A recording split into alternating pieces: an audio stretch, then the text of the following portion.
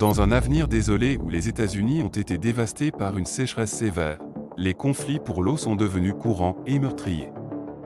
Les vastes étendues de terre jadis fertiles sont désormais arides, et la survie devient chaque jour plus difficile. La plupart des habitants ont quitté leur foyer à la recherche de conditions de vie meilleures, mais la famille d'Ernest, composée de lui-même, de son fils Jérôme et de sa fille Marie, choisit de rester sur leur ferme. Ernest croit fermement que s'ils peuvent obtenir de l'eau, la terre pourrait retrouver sa fertilité d'autrefois. Il se remémore avec nostalgie les temps où la ferme était verdoyante et prospère, un contraste frappant avec la sécheresse actuelle. Jérôme, quant à lui, n'a jamais connu cette époque florissante et doute des espoirs de son père.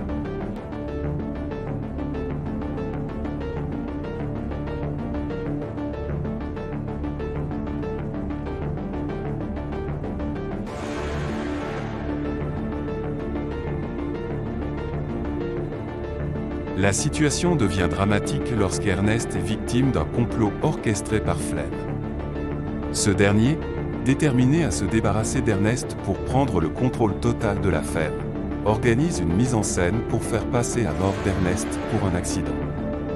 Il attache Ernest à Sim et l'envoie vers le camp des Watermen, en faisant croire que Sim a perdu le contrôle et a causé la mort d'Ernest. Jérôme découvre la vérité sur la mort de son père lorsqu'il retrouve des preuves de la manipulation de Flem et se confronte à lui. Dans un acte de désespoir et de colère, Jérôme tue Flem, mettant fin à sa tyrannie.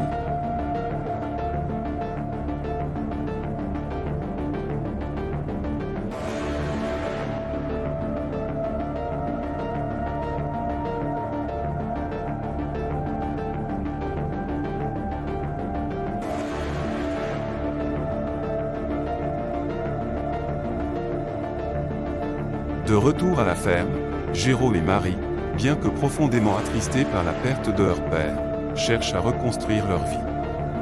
Ils parviennent à faire prospérer la ferme grâce aux récoltes et à améliorer leur situation financière. Jérôme, déterminé à honorer la mémoire de son père, achète finalement la machine pour que Catherine puisse venir vivre avec eux. Alors que les jours passent et que la pluie commence enfin à tomber sur la ferme, les enfants trouvent une certaine paix et une lueur d'espoir pour l'avenir.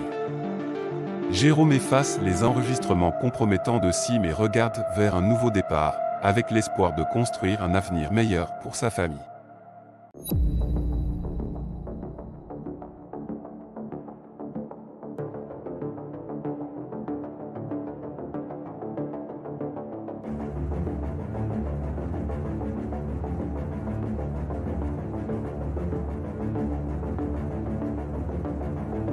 La situation devient critique lorsque deux voleurs tentent de s'introduire dans un petit bâtiment de la ferme d'Ernest en brûlant le cadenas. Ernest, vigilant, les surprend en flagrant délit et ouvre le feu. L'un des voleurs est abattu immédiatement, tandis que le second implore la clémence d'Ernest en prétextant avoir besoin de faire pipi et en essayant de saisir son arme. Ernest, cependant, ne se laisse pas duper et le tue avant qu'il ne puisse représenter une menace. Jérôme, observant la scène de loin, est tourmenté par le fait de ne pas avoir pu intervenir, et son père lui demande alors de l'appeler « Papa » au lieu de son prénom, soulignant ainsi la fracture grandissante entre eux.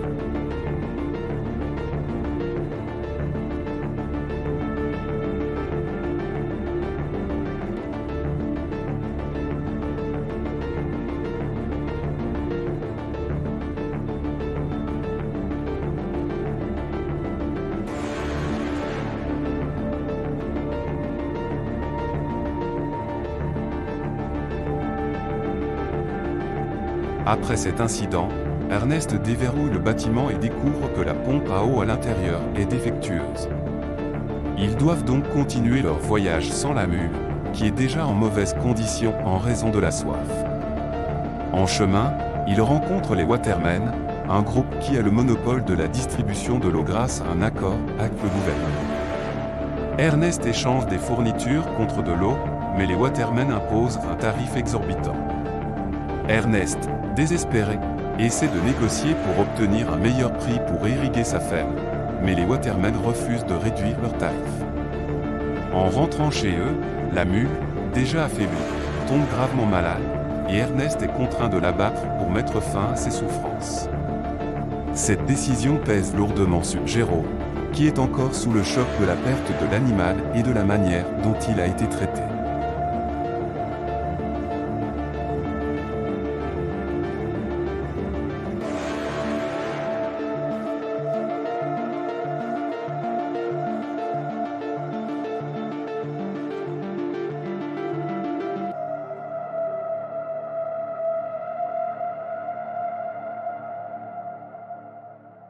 Après cet incident, Ernest déverrouille le bâtiment et découvre que la pompe à eau à l'intérieur est défectueuse.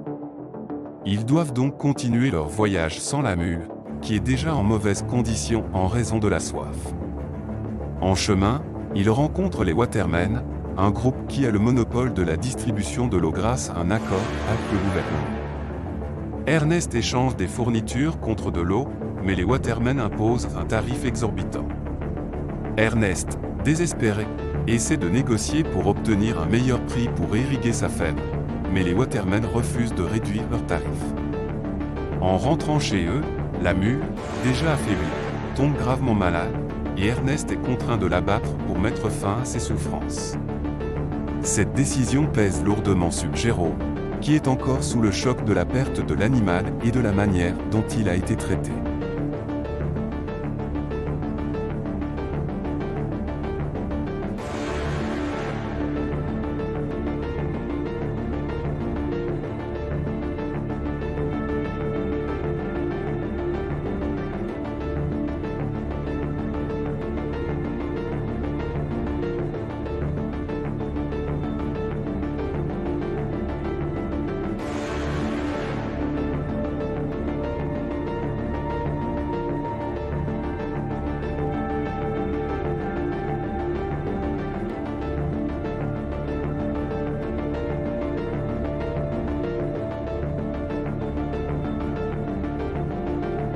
De retour à la ferme, Marie, la sœur de Jérôme, s'occupe des tâches ménagères en nettoyant les plats avec de la terre et en servant des repas déshydratés. Ernest passe son temps à écouter la radio, espérant des nouvelles qui pourraient apporter un changement, tandis que Jérôme trouve du réconfort dans le dessin d'animaux, leur seule distraction dans un quotidien morose.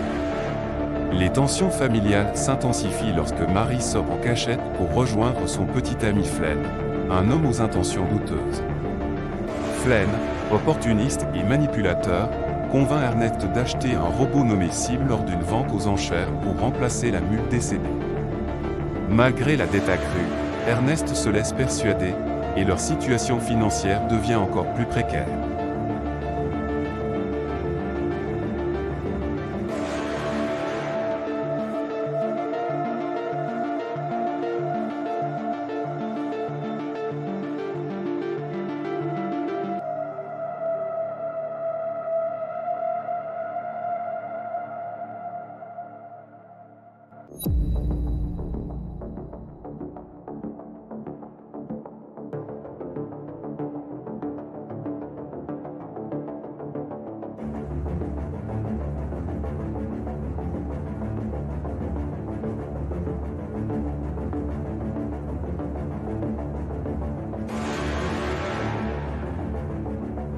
La famille visite Catherine, leur mère, à l'hôpital. Catherine est paralysée à la suite d'un accident et ne peut pas marcher sans une machine coûteuse qui pourrait l'aider à se déplacer. Ernest et Jérôme doivent faire face à des défis financiers supplémentaires pour acheter la machine, tout en continuant à faire fonctionner la ferme.